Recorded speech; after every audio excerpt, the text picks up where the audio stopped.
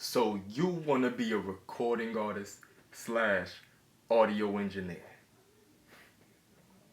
We'll see. We'll see.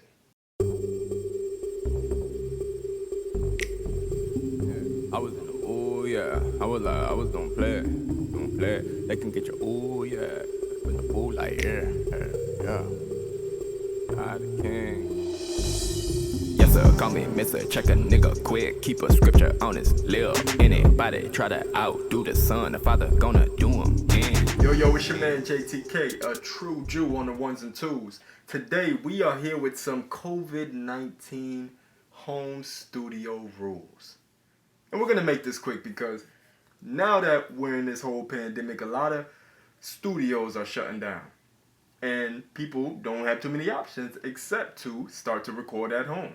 Now, this is for the established home studio and also for those looking to start up a home studio.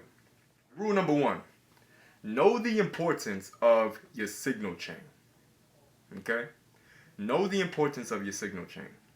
Now, every audio, when it's being captured in the song, it has to go through multiple levels of equipment. But people forget that the first step in your signal chain is your room treatment. Your room treatment. All right? So that goes with the acoustic padding on the walls. That goes with deadening the sound, trying to get the wetness or the reverb out the room. All right? Treat your room. That is the first level. That is first in the chain of command. Then it goes into your microphone. All right? From your microphone, it goes into the preamp. From the preamp, it goes into your audio interface or your converters, into your DAW, back to your audio interface, and out to your monitors or headphones. Okay? So that's the order of importance. If you're gonna invest in your studio, start at the head. Start at room treatment. All too often, I get people that want to go buy the most expensive gear. They want to buy the $800 monitors each. $800. $1,600 pair. And their vocals sound like straight poo-poo. They think they're going to get good results because their monitors are expensive. No, you're just going to hear greater trash. I'm sorry, to be direct. I'm not sorry. Look, stop investing in high quality gear if you haven't hit level 1, which is room treatment. Now, you saw the booth that I was in. I actually made that booth. If you want a tutorial on how to make a fairly good quality vocal booth, comment down below and I'm upload a video making one. Number 2, every time you update your gear, you have to retrain your ear. Think about it. Every audio device has a frequency curve dealing with its EQ. This one microphone is going to sound a lot different than the next microphone.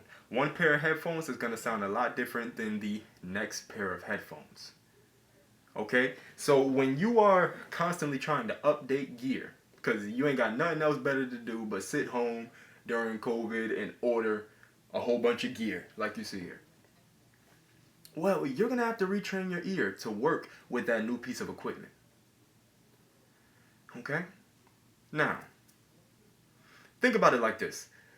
You have a preschooler, especially for you new engineers. You got a preschooler who's learning to write with the right hand. And then all of a sudden, you want them to switch over to a new gear. They want to switch over to their left hand and try to write with their left hand.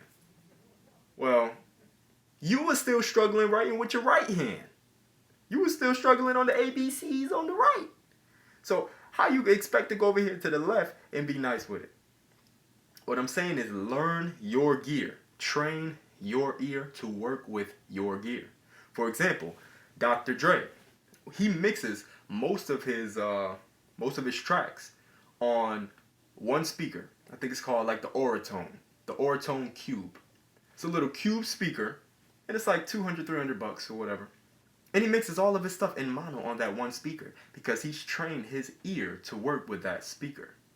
You know what frequencies are going to sound good. Imagine this. I'm on these monitors. From these monitors, I check them on my headphones. And I say, okay, these monitors don't emphasize the bass enough. I go check in my car, I find the same thing. Then I check on the cell phone, I find the same thing. Well, what I'm going to do is I'm going to naturally start to compensate for what these monitors lack. That's called training your ear. Okay? Now, if I just go switch over to a whole another set of monitors, what happens is I have to retrain my entire audio engineer ear to work with that monitor set, microphone, preamp, whatever it may be.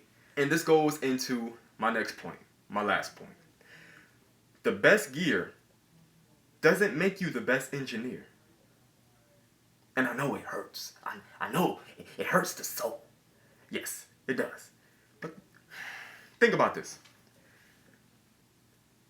Having the best basketball doesn't make you the best basketball player.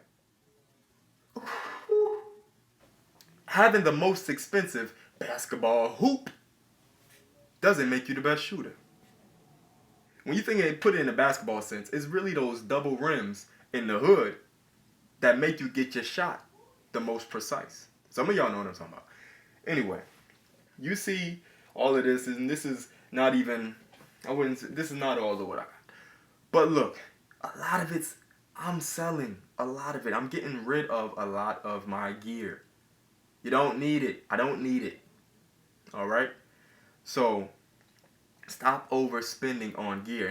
And it goes into choice overload. That's the last thing I want to touch on. Being an audio engineer, here's the difference. When you're just a recording artist, and I'll probably make a new video on this. When you're just a recording artist, all you do is focus on the music. You focus on what you write, you lay it down, and you get it back. As an audio engineer, and this is why I say, are you sure you want to be an audio engineer? You focus less about the music and more about everything around creating the music. For example, what mic am I going to use? Oh, I got to get room treatment. Oh, what monitors, what headphones are going to sound right? Oh, this and that, and this. And you come into something called choice overload when you have too many choices. You have too much gear. You have too many options where you don't even make the damn music. I fall into that sometimes. So that's why a lot of this stuff is going. All right? So the three things were, know the importance of your signal chain. I encourage you to start with room treatment. All right? If you have terrible room treatment and you got the nicest everything else, you're just going to hear really nice trash.